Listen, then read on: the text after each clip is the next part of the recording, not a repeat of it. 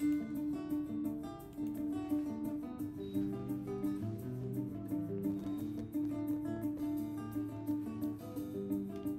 dans le Seigneur, mettons de l'huile dans nos lampes pour accueillir les pauvres. Jésus revient bientôt. Oui, ça c'est vrai. Tu es l'agneau sur le trône, l'agneau de Dieu, sacrifié pour nous donner la vie. Tu es l'agneau sur le trône, l'agneau de Dieu, sacrifié pour nous donner la vie.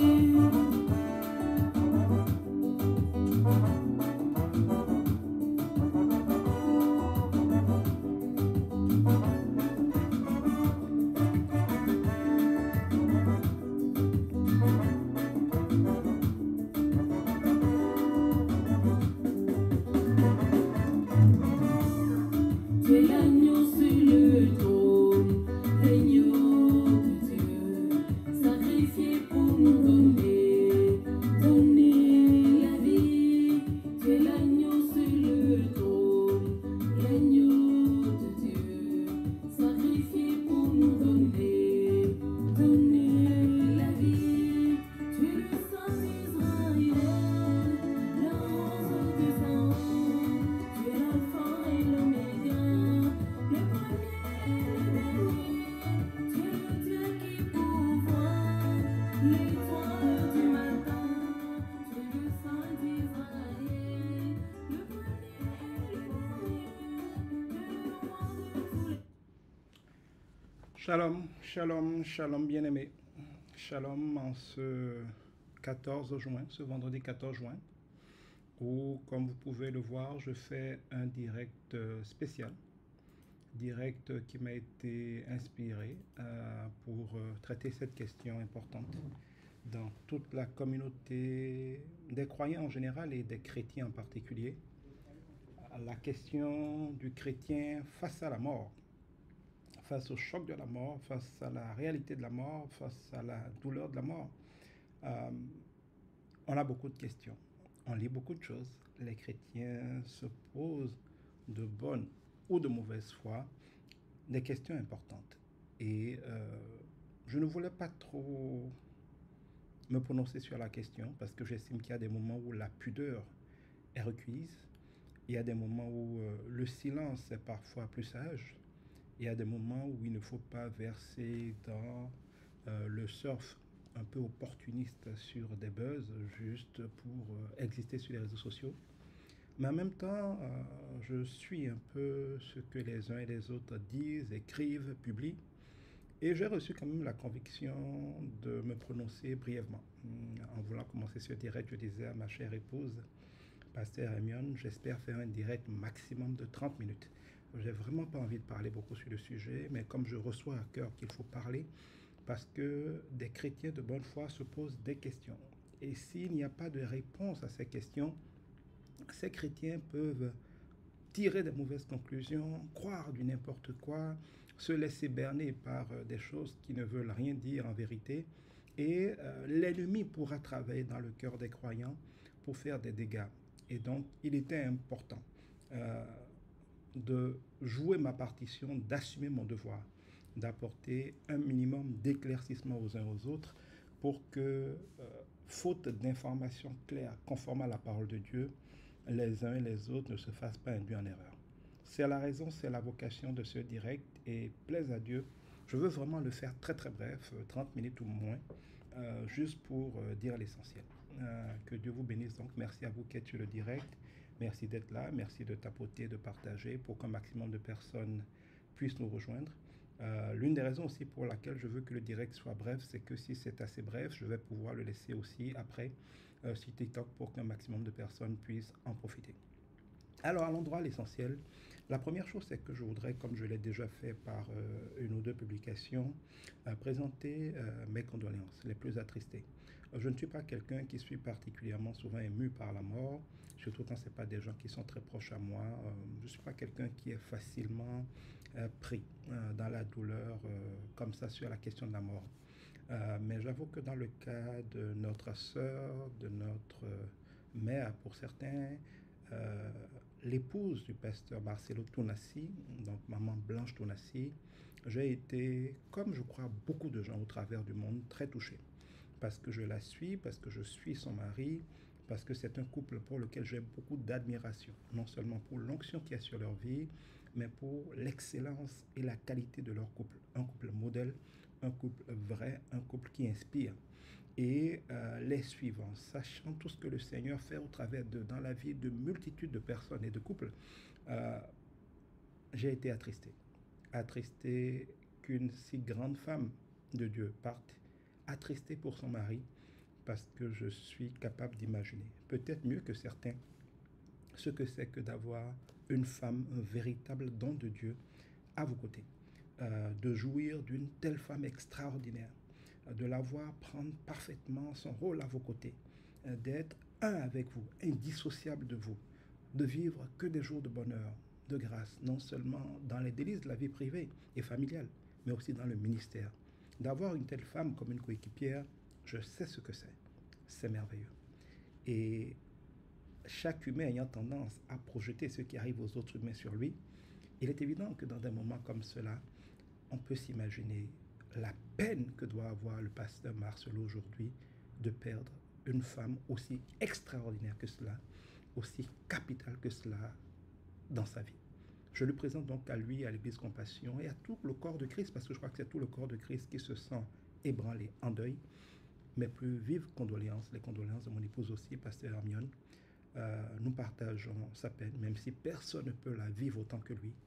Et nous prions, nous intercédons, nous invitons à intercéder pour lui, que le Seigneur le fortifie. C'est un général de Christ, il se relèvera assurément plus fort. C'est en Christ des gens qui portent les fruits que le Seigneur, dans son amour, dans sa grâce, même douloureuse, émonde. Et je suis certain que comme tout vrai croyant, les épreuves ne font jamais perdre la foi. Ceux qui perdent la foi dans les épreuves n'ont jamais eu la véritable foi. Ceux qui connaissent notre merveilleux Seigneur et Sauveur, quand frappe l'épreuve, accusent le coup. Comme Jésus, ils peuvent pleurer. Comme Jésus, ils peuvent tomber. Mais ils se relèveront toujours avec leur croix. Et ils se relèveront plus forts. Ils se relèveront plus amoureux du Seigneur. Ils se relèveront en ayant offert des sacrifices de louange. Parce que le mot louange est bien facile quand tout va bien. Mais l'expression sacrifice de louange prend tout son sens dans des moments comme ceux-ci. Ce n'est pas facile. La chair va prendre un coup, va être brisée. Ça va être très pénible. Pas seulement aujourd'hui, mais longtemps. Mais je suis convaincu que notre Seigneur est vivant et qu'il sait se glorifier dans les pires circonstances. Et que c'est quand nous sommes le plus faibles que la puissance de Dieu se manifeste le mieux. Je suis donc convaincu que s'il est vrai que la chair de notre frère, le pasteur Marcelo, sera éprouvée, je suis convaincu et nous prions que le Seigneur le fortifie, afin que non seulement il se relève, mais qu'il se relève encore plus fort, avec un témoignage encore plus puissant, avec un esprit d'adoration et de consécration au Seigneur encore plus fort, qui va glorifier Christ.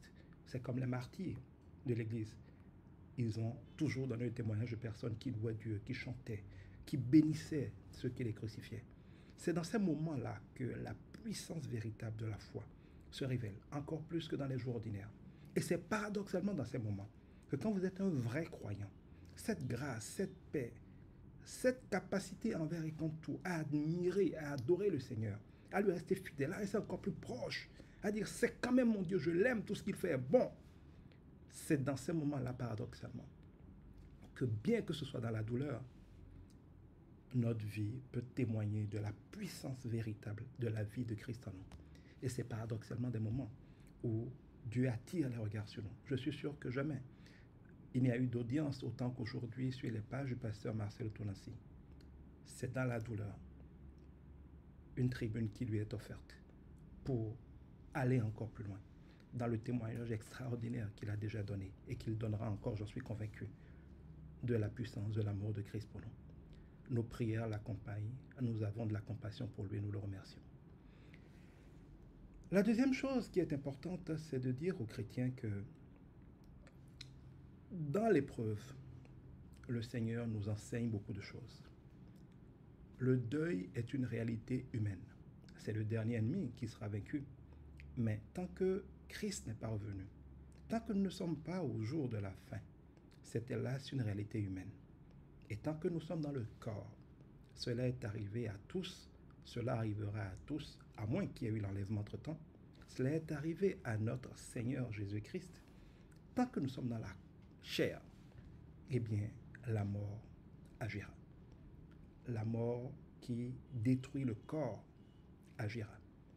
Heureusement, et c'est ça la première différence, si nous sommes en Christ, cette mort-là ne peut rien faire à qui nous sommes vraiment. Parce que nous ne sommes pas notre corps. Nous sommes un esprit. L'esprit de Christ qui habite dans notre corps. Ce que nous sommes vraiment. Ce qui en nous est né de nouveau. Ce qui en nous est en Christ. Ce qui en nous interagir avec Dieu. Ce n'est pas notre corps. Ce qui en nous ira à Dieu ou ira en enfer. Ce n'est pas notre corps. C'est notre esprit. Le nous véritable est un esprit qui vit pendant que nous sommes sur la terre dans notre corps. Et quand nous finissons notre mission sur la terre, notre esprit va se retirer de notre corps, le corps va aller au cimetière, tandis que notre esprit va retourner au Père, si nous sommes en griffe mort sur la terre, en étant en Christ. Et la parole de Dieu nous dit que quand nous quittons la terre en étant en Christ, comme le voleur sur la croix aux côtés de Jésus, et comme bien d'autres, Étienne et d'autres, quand nous quittons la terre, quand notre esprit quitte le corps, cet esprit-là, si nous étions en Christ, et c'était le cas de la sœur Blanche, de la mère Blanche, nous allons directement dans la présence du Seigneur. C'est comme un aimant, ça attire tout ce qui est du fer. Le Saint-Esprit va attirer automatiquement l'esprit de toute personne qui était en lui, qui quitte physiquement le corps. La parole de Dieu nous annonce aussi qu'au retour de Jésus-Christ, il va y avoir la résurrection des corps. Quand nous naissons de nouveau, notre esprit est régénéré. Mais ce n'est pas encore le cas pour notre corps.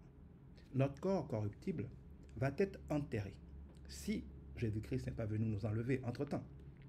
Mais au jour de la résurrection, ce corps corruptible, enterré corruptible, sera réveillé. Deviendra, comme Jésus après la résurrection, un corps glorieux. Et ce corps glorieux vivra pour l'éternité avec le Seigneur.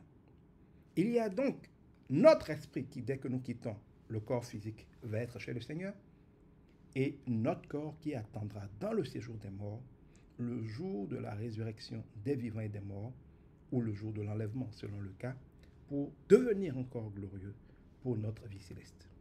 Pour ceux qui sont en Christ, qui comprennent ces choses, la mort est donc un gain. Quand nous chantons, nous adorons, tu es plus précieux que l'or et le diamant, je veux être près de toi, prends-moi Seigneur. Quand on est amoureux de quelqu'un et qu'on est appelé à le rejoindre, on n'est pas triste, on est heureux. Quitter cette terre-là, comme nous le révèle l'apôtre Paul, et comme le comprennent tous ceux qui atteignent un niveau de consécration et de communion avec Dieu, quitter la chair, quitter la terre, est un privilège. Jésus dit, il vous est avantageux que j'aille au Père. Quitter le corps avec toutes ces tribulations, ces problèmes, ces épreuves, ces limitations, pour entrer en esprit avec le Père, c'est un privilège, c'est le plus grand bonheur. Si nous voulions être purement dans l'esprit, l'esprit étant bien disposé, mais la chair étant faible, nous devrions le souhaiter pour tout le monde et tout le temps, sans en avoir peur. Parce que si nous sommes croyants, c'est que nous essayons d'être en communion avec Christ. Mais quitter le corps pour aller en esprit, c'est atteindre l'apogée, la gloire, la perfection de ce pourquoi nous sommes censés être croyants. En esprit et en vérité, il est donc un privilège, le plus glorieux des privilèges, que de quitter cette terre, en griffe que de mourir dans la chair. Quand vous voyez les témoignages de toutes les personnes qui ont connu ce qu'on appelle des expériences de mort imminente, qui ont des visions de l'au-delà, aucun d'entre eux ne décrit quelque chose de pénible, d'affreux, sauf quand ils ont vécu l'expérience que Dieu a voulu leur montrer de l'enfer. Mais tous ceux qui n'étaient pas partis pour l'enfer, parce qu'ils étaient en Christ, en donnent un témoignage de paix, d'amour, de félicité, de joie, tel que si ça ne dépendait que d'eux, ils n'ont même pas envie de revenir ici.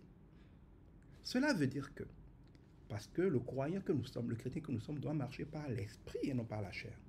Si nous devons regarder les choses non pas avec les faiblesses, l'attachement émotionnel et compréhensible pour nous tous de la chair, mais les regarder en esprit, eh bien, la mort terrestre n'est pas une malédiction. Ce n'est pas un malheur. c'est une bénédiction, c'est une délivrance, c'est un privilège. Ce n'est pas une sanction de Dieu pour quelqu'un. C'est le repos éternel. C'est le Seigneur qui dit, bon et fidèle serviteur, tu as accompli ton œuvre, viens te reposer. Cette conception que je vois, hélas très répandue, que quand quelqu'un meurt, c'est toujours une malédiction, c'est un châtiment de Dieu, c'est que Dieu l'a puni, et pourtant il est en Dieu, pourtant il croit en Dieu, pourquoi Dieu a permis qu'il meure, ne correspond donc à rien de biblique. Si Dieu, Jésus-Christ incarné sur la terre, est mort, si tous les hommes de Dieu dans la parole de Dieu, les apôtres, les prophètes, Jean-Baptiste et tout le reste sont morts, pourquoi est-ce que quelqu'un qui est un homme de Dieu ou une femme de Dieu ne pourrait pas mourir sans que ce ne soit que Dieu a fait quelque chose de bizarre? Donc, en Dieu, quitter le corps pour aller à Dieu n'est pas une malédiction, c'est une bénédiction. Mais parce que nous sommes humains, et que même si l'esprit est bien disposé, la chair est faible, nous avons un attachement bien humain les uns aux autres. Et pour différentes raisons que je ne commenterai pas ici, nous aurions préféré rester ensemble longtemps. Dieu peut le comprendre. C'est pour ça qu'il dit de pleurer avec ceux qui pleurent, autant que nous pouvons nous réjouir avec ceux qui se réjouissent. Mais Dieu étant un bon Père, il y aura des moments où il nous donnera ce que nous voudrons, mais bien souvent il nous donnera ce qu'il nous faut, ce qui est le meilleur pour nous. Il fait toujours tout concourir à notre bien, et sa grâce sera notre bonheur malgré nous. Dieu ne s'est jamais engagé à donner à tout chrétien ce qu'il veut, quand il veut, comme il veut. Dieu s'est engagé à toujours faire pour nous le meilleur, à tout faire concourir à notre bien, et à ne jamais nous donner une épreuve que nous ne pouvons pas supporter, parce qu'il est un bon Dieu. Il nous faut donc mettre de côté, bannir, refuser cette mentalité satanique qui tend à considérer que chaque fois qu'un croyant meurt, c'est une malédiction, et que s'il est croyant, ou s'il est homme de Dieu, il n'aurait pas dû mourir, ou si c'est la femme d'un grand homme de Dieu, il n'aurait pas dû mourir. C'est la deuxième chose. La troisième chose, certains diront, mais pourquoi est-ce que son mari n'a pas été capable de la réveiller? Pourquoi les grands hommes de Dieu qui sont souvent avec lui, tous ces grands hommes de Dieu aujourd'hui, alors que dans la Bible il y a eu des miracles avec Tabitha, avec si, pourquoi ils n'ont pas fait le miracle de la ressuscité? C'est encore une ignorance que nous avons le devoir en tant que serviteurs de Dieu de corriger. Ce que je voudrais vous dire à cet effet, c'est quoi? Il faut le comprendre une fois pour toutes. Le Saint-Esprit n'est pas quelque chose que qui que ce soit sur la terre puisse utiliser, instrumentaliser comme il veut. Le Saint-Esprit n'est pas quelque chose. Ce n'est pas une puissance, ce n'est pas comme le courant simplement. Même si on peut parfois le comparer à la puissance du courant électrique pour faire des métaphores, le Saint-Esprit est une personne, c'est la personne de Dieu. Et Dieu est souverain, il n'agit que selon le conseil de sa propre volonté. Il fait comme il veut, quand il veut, ce qu'il veut. La seule manière de toujours pouvoir compter sur Dieu, c'est de toujours vouloir faire ce que Dieu veut. Jésus-Christ lui-même, Dieu incarné sur terre, nous dira, je ne fais que ce que je vois mon Père faire. Et si mon Père m'exauce toujours, si sa puissance agit toujours au travers de moi, c'est parce que je ne fais que ce que je le vois faire, je ne fais que sa volonté. Et nous l'avons vu dans le jardin de Gethsémani. Quand la chair devant souffrir, Jésus-Christ lui-même 3 fois a intercédé pour y échapper, Dieu ne l'a pas exaucé. Et il a dit lui-même toutefois, que ta volonté soit faite. Et Dieu lui a donné la force par contre de vivre ça de manière glorieuse. Jean-Baptiste, d'après Jésus-Christ, le plus grand prophète qui ait jamais foulé cette terre avant ceux qui sont nés de nouveau, est mort. Jésus n'a rien fait pour cela. Oui, nous avons plein d'exemples, heureusement, dans la Bible, de personnes que Jésus-Christ ou des hommes de Dieu ont ressuscité. Même encore à notre époque, et il y en a toujours eu. Il y a plein de cas. Beaucoup d'hommes de Dieu ont des témoignages de personnes qui se sont réveillées suite à l'exercice de leur foi, de leur ministère. J'en ai vu aussi dans mon ministère. Mais, il ne faut pas qu'on se raconte des bêtises. Aucun homme de Dieu, je le répète, aucun homme de Dieu, à moins d'être un prophète satanique, n'a le pouvoir de dire que lui, il contrôle la puissance de Dieu et qu'il peut chaque fois qu'il le veut, toutes les fois, exercer le ministère, soit de la guérison, soit de la résurrection. Non. Jésus-Christ lui-même, quand il est parti à certains endroits, soit par le manque de foi, soit parce que ce n'était pas le plan de Dieu, n'a pas pu même guérir les gens, qui plus est les ressusciter. Quand Lazare est mort, pendant 4 jours, Jésus n'a pas bougé, jusqu'à ce qu'il reçoive la conviction du Saint-Esprit que c'était pour la gloire de Dieu. Le serviteur de Dieu est un homme ordinaire. Il n'a rien de plus que les autres, à part le privilège d'avoir été choisi par Dieu, oint par Dieu, préparé par Dieu, équipé par Dieu pour être le berger de son peuple. Il n'a pas de puissance personnelle qu'il peut exercer pour guérir ou pour ressusciter qui que ce soit. Mais il reçoit la grâce de Dieu de connaître et de pouvoir appuyer l'interrupteur qu'il faut. Quand vous venez dans une maison et que vous avez par exemple des lampes allumées, si lorsque vous appuyez sur l'interrupteur, les lampes s'allument, c'est parce que vous avez appuyé sur l'interrupteur. Mais c'est surtout parce qu'il y a un système électrique qui a été installé et surtout parce que la compagnie d'électricité qui fournit, ici c'est le Bénin, c'est la SBE, en Côte d'Ivoire ça doit être la SODECI ou la CIE, je ne sais plus. Dans chaque pays, il y a une compagnie, ou Gaz de France, ou je ne sais pas quoi, dans EDF, dans chaque pays, il y a une compagnie d'électricité. C'est quand la compagnie d'électricité envoie le courant électrique que lorsque vous appuyez l'interrupteur, eh bien le circuit se ferme, la puissance électrique étant là, l'ampoule va s'allumer. Mais admettons que vous soyez capable d'appuyer l'interrupteur. Vous connaissez les interrupteurs. Mais vous appuyez l'interrupteur à un moment où la compagnie de courant électrique, comme ça arrive souvent dans nos pays, n'a pas envoyé de courant électrique dans le réseau parce qu'elle est en délestage ou parce qu'elle est en panne. Vous avez beau faire tout ce que vous avez à faire, d'appuyer sur l'interrupteur, aucune ampoule ne s'allumera. Donc, le fait que les ampoules ne s'allument pas alors que vous avez appuyé sur l'interrupteur ne veut rien dire sur vous. Ça veut juste dire qu'il n'y a pas de courant électrique à ce moment-là. Donc, s'il est vrai qu'appuyer sur un interrupteur est nécessaire pour que l'ampoule s'allume, il y a d'autres choses que ça implique pour qu'une ampoule s'allume. Que l'ampoule soit en bon état, que le circuit électrique de la maison soit fonctionnel, mais surtout que la compagnie d'électricité à ce moment-là ait envoyé le courant électrique. Donc, quel que soit ce que vous faites, qui que vous soyez, vous avez beau appuyer le bon interrupteur de la bonne manière, avoir une installation parfaite. Si la compagnie d'électricité n'a pas donné la puissance à ce moment-là, vous n'allumez rien. Mais c'est pareil pour Dieu. Un homme de Dieu ne fait pas un miracle de résurrection parce que ça lui plaît. Il le fait parce que ça plaît à Dieu et que Dieu lui a révélé que ce cas de mort-là n'est pas accepté. Dieu lui donne une révélation que non, il ne faut pas accepter cette mort-là. Je veux réveiller cette personne. Et Dieu lui donne une instruction. Dieu lui donne deux choses. Un, la révélation que c'est un cas où il va y avoir résurrection. Deux, Dieu lui donne ce qu'on appelle le don de la foi. Il y a une puissance, je l'ai expérimenté, j'ai des fils spirituels qu'on a expérimenté. Et j'écoute beaucoup de grands hommes de Dieu, on le voit toujours dans leurs témoignages, je vous donnerai des exemples. Dieu donne ce qu'on appelle le don de la foi. Ce n'est pas la foi naturelle qu'il faut pour dire que Jésus est Seigneur. C'est une puissance qui vous prend, comme une drogue spirituelle qui vous prend, comme une puissance qui vous prend, je dirais, qui fait que, sans que vous ne compreniez pourquoi, vous savez que cette personne va se réveiller, vous avez la foi que c'est comme ça, et vous avez un zèle, même si tout le monde vous prend pour un fou, vous vous en foutez. Vous savez qu'il va se réveiller, vous ne savez pas pourquoi. Et vous savez que Dieu va le réveiller. Dieu vous donne ce don extraordinaire de la foi, avec la révélation, la conviction que la personne va se réveiller. Et même si les autres ne l'ayant pas reçu, ne l'ont pas, vous avez une audace. C'est cette audace-là qui vous pousse à aller exercer le ministère, faire ce que Dieu vous a révélé de faire, et parce que Dieu vous a déjà révélé qu'il voulait révéler la personne, que c'est sa volonté, qu'il vous a donné le don de foi pour cela, vous allez faire ce que Dieu a dit de faire, vous allez faire comme Jésus, que vous avez vu Dieu faire en esprit parce que vous l'a révélé, et la personne va se réveiller. Quand vous suivez bien les témoignages honnêtes de tous les serviteurs de Dieu, même parfois de saints chrétiens, qui ont vécu des miracles de résurrection, vous verrez ces conditions-là réunies. Une conviction du Saint-Esprit, un don de la foi qui l'accompagne, et des instructions souvent sur comment le faire. Ces trois choses réunies font qu'un homme de Dieu va se retrouver à appuyer l'interrupteur de la résurrection et on va voir quelqu'un se réveiller. Ça ne voudra pas dire qu'il est plus puissant que les autres.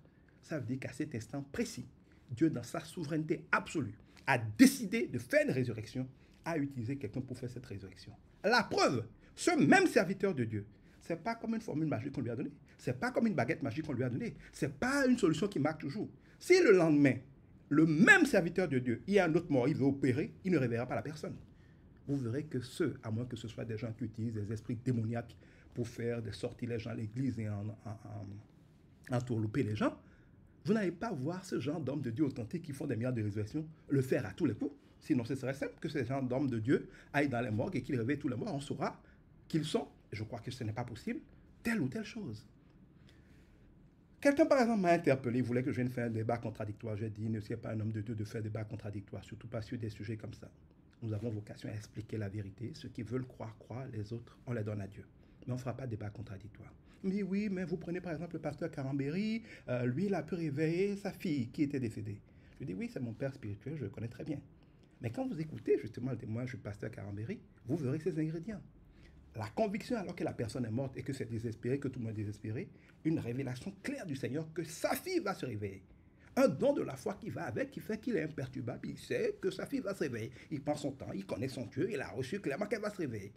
Et quand vient le moment, il va, il fait ce que Dieu lui a dit de faire, elle se réveille. Les trois conditions sont toujours réunies. Mais je dis, c'est un bon exemple.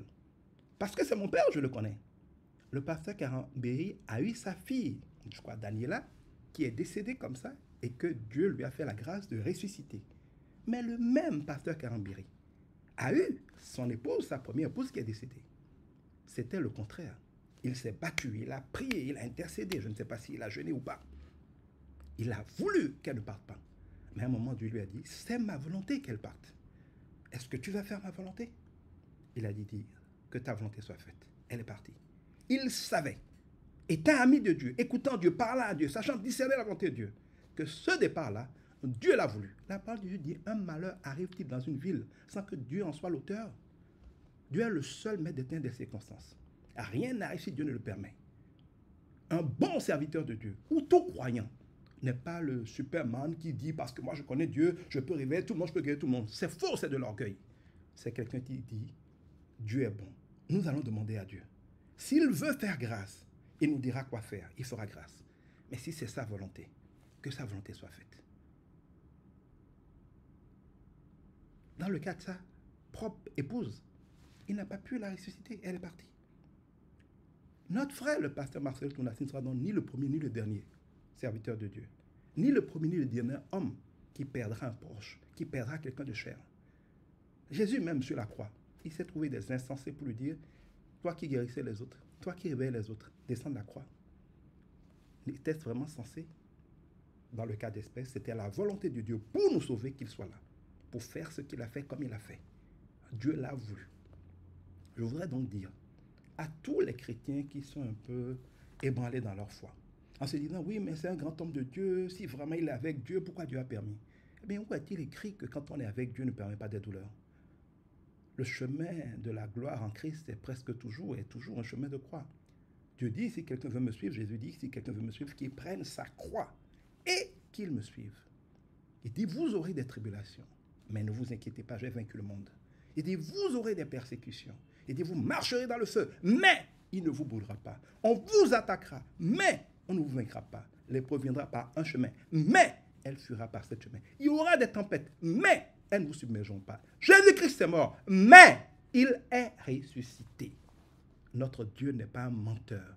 Et personne qui connaît la parole de Dieu ne peut prétendre que lorsque la mort humaine frappe, c'est que Dieu n'était pas là. Personne de sensé ne peut dire que si quelqu'un est vraiment en Dieu, sa femme ne peut pas mourir, son mari ne peut pas mourir, son enfant ne peut pas mourir. Pourquoi? Dieu est Dieu, mais son Fils a été à la croix et mort pour nous. La sagesse de Dieu est folie pour les hommes. Bien au contraire, il est bien démontré que plus nous sommes intimes avec Dieu, plus nous sommes proches de Dieu et plus certaines épreuves frappent. Jésus, tant qu'il n'était pas loin du Saint-Esprit, avant son baptême, n'avait aucun problème. Le jour où il est sorti de l'eau de son baptême et le Saint-Esprit est descendu corporellement sur lui, disant, celui-ci est mon Fils bien-aimé, j'ai mis tout mon amour en lui. C'est là que le Saint-Esprit, pas le diable, le Saint-Esprit l'a conduit dans le désert pour y être éprouvé pendant 40 jours, 40 nuits. C'est là où Satan est venu avec les pires tentations. C'était après que l'Esprit était le plus puissant en lui. David n'avait aucun problème avant d'être loin pour être roi.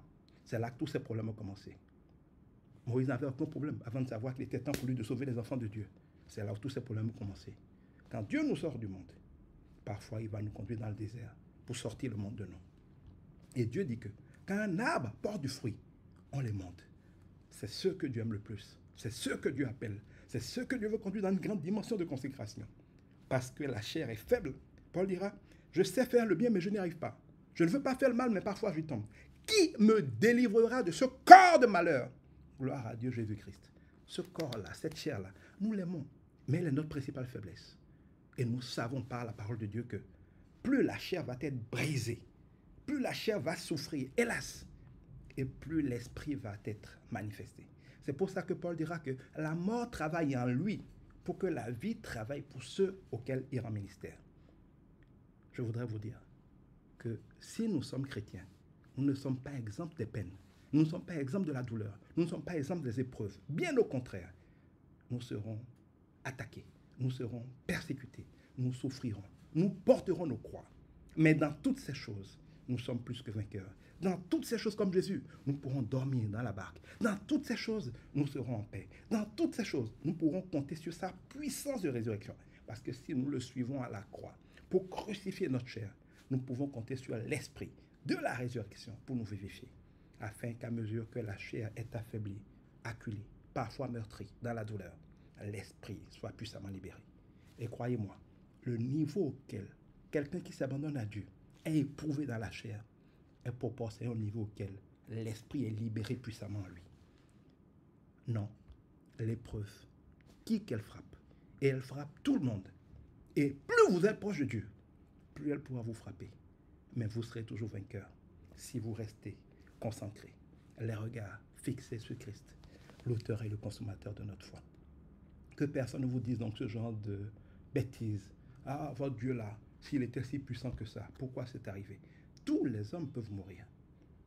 Cela ne veut rien dire sur la présence de Dieu en eux. Bien au contraire. Parfois, c'est le plus grand cadeau que Dieu peut faire à une personne que de la sortir de ce monde terrestre-là pour l'amener dans sa présence. Il m'est arrivé d'aller prier dans les hôpitaux, de voir des gens qui étaient en coma se réveiller. J'étais content. D'autres fois, j'ai prié et ils sont morts. J'étais triste. Et Dieu m'a dit, je suis souverain. J'ai dit, mais cette petite fille-là, pourquoi tu la laisses partir? Il dit, vois-tu la vie de ses parents? Vois-tu leur irresponsabilité? Vois-tu leur pauvreté? Vois-tu le genre de couple que c'est, une grossesse non voulue, un papa qui, pour 2000 francs qu'on a demandé pour payer les soins, a disparu pendant 8 jours? Tu penses vraiment que quand cette petite fille qui n'a pas un an, je lui fais le privilège de quitter cette terre pour revenir se reposer au ciel, je ne l'ai pas bénie? Oui, on pleure parce qu'un enfant est parti. Ils vont pleurer combien de temps? Je fais du bien à cette fille-là. Et donc, non, notre orgueil, notre volonté d'être puissant, de démontrer qu'on est de grands hommes de Dieu ou de grands croyants, notre orgueil, parce que Dieu résiste à notre orgueil et fait grâce au simple, ne doit pas nous faire oublier que Dieu est bon. Il est le bon Dieu. Il fait concourir toutes choses au bien de ceux qu'il aime. Et il ne permettra jamais une épreuve qui dépasse ce que nous pouvons endurer. J'ai promis, j'ai demandé à Dieu de m'aider à faire un direct très bref. Je ne parlerai pas plus longtemps. Je vais m'en arrêter là. Je prie pour le pasteur Marcel Otonassi, que Dieu le fortifie. Il sortira de cette épreuve encore plus fort, encore plus amoureux du Seigneur. Vous savez, quand on est dans la chair, il y a des choses que Dieu nous a données. Eh bien, ces choses sont tellement merveilleuses comme tout don de Dieu, qui sont parfaits, qu'on finit parfois par les aimer tellement, qu'ils deviennent, parce que justement nous les aimons nos faiblesses. Quand vous n'aimez pas quelque chose, on ne peut pas vous tenir par ça. Quand vous aimez énormément quelque chose, c'est parfois votre faiblesse. Il y en a que Dieu nous laisse. Mais comme Abraham, parfois, Dieu va dire, mets ton fils sur le sacrifice. Je veux voir si tu m'aimes plus que lui. Parfois, Dieu va dire, j'ai besoin de conduire mon fils ou ma fille plus loin que ça. Mais telle chose dans sa vie, tant qu'il a ça, c'est confortable, il ne va pas bouger. Et Dieu va vous enlever certaines choses.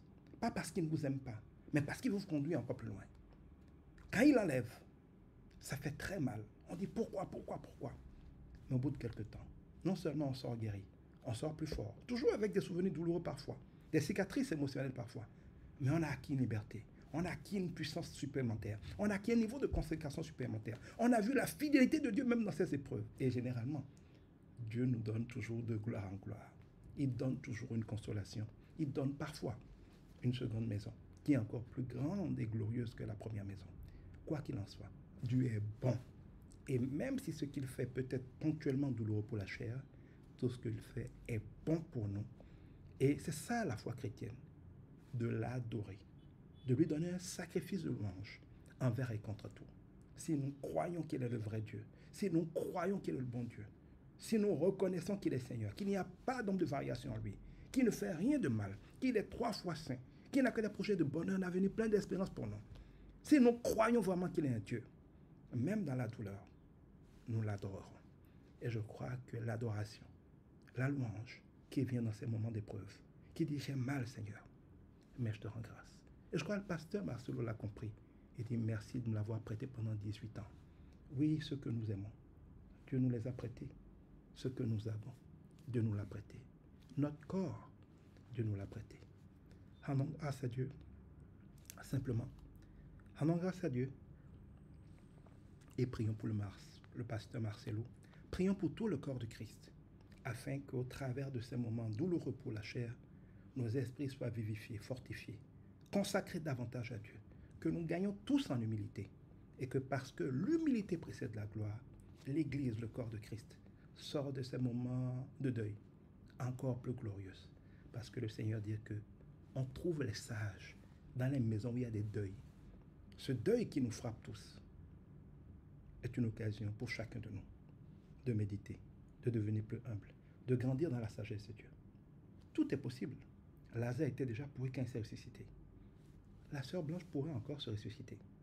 J'ai tendance à croire qu'avec le niveau de son époux et des hommes de Dieu qui les fréquentent, Dieu aurait pu déjà donner des signes de résurrection et donner un don de foi pour le faire. Et que si ça n'a pas été fait, ce n'est pas parce qu'ils sont tous cons qu'ils n'y ont pas pensé. Non, soyons honnêtes. C'est probablement parce qu'ils ont certainement, quand ça s'est passé, essayé d'intercéder, de prier. Mais connaissant Dieu, ils n'ont pas dû recevoir de signe que c'était la volonté de Dieu de la ressusciter. Peut-être même qu'ils ont reçu des signes de Dieu. Parce qu'on dit que Dieu ne fait rien sans prévenir d'abord ses prophètes. Il se peut même qu'avant que ça n'arrive, Dieu ait déjà dit à son fils, le pasteur Marcelo, ça va arriver, une époque va arriver, ça va être douloureux. Et quand c'est comme ça, même si la chair ne veut pas, on sent bien en esprit que ce n'est pas la volonté de Dieu de forcer. C'est probablement le cas dans lequel nous sommes. Mais rien n'est impossible à Dieu. Nous pouvons bien encore avoir pendant les obsèques une résurrection. Si Dieu veut faire à l'Église cet honneur, cette gloire, après avoir mobilisé l'attention du monde de faire ce miracle, pourquoi pas? Lazare était pourri, il s'est ressuscité. Un corps peut arriver dans un cercueil zingué et se ressusciter. Que notre Dieu fasse sa parfaite volonté. S'il la ressuscite, il est Dieu glorieux. S'il ne la ressuscite pas, il est Dieu toujours glorieux, qui mérite notre adoration et un sacrifice de louange. Que Dieu fortifie le pasteur Marcelo Tonassi, qu'il sorte de là encore plus fort que jamais, et qu'il soit encore pour chacun de nous ce modèle, ce témoignage de ce que le croyant véritable n'est pas le croyant des dimanches quand tout va bien. C'est le croyant qui, quoi qu'il en soit, prend sa croix à la suite de Jésus-Christ. Dieu vous bénisse.